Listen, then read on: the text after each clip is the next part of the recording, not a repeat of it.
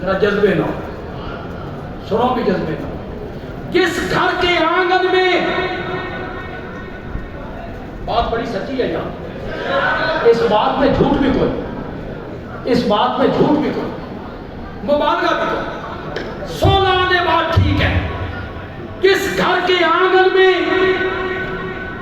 किस घर के सेन में, किस घर के बिरामदों में, किस घर के कमरों में अबू बकर, उमर, उस्मान नाम के बच्चे खेलते हो, वो घर राफ्तियों का नहीं सुन्नियों का हुआ करता है।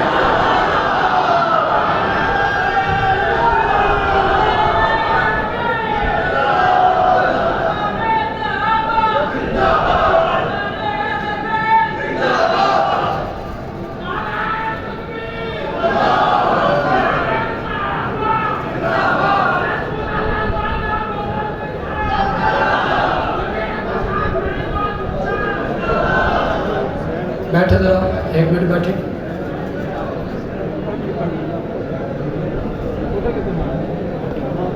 एक मिनट बैठे, मेरी ये एक ऐलान सुन लें। बैठे जरा।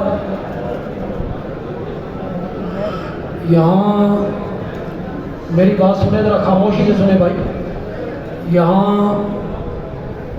उलमा भी आए होंगे,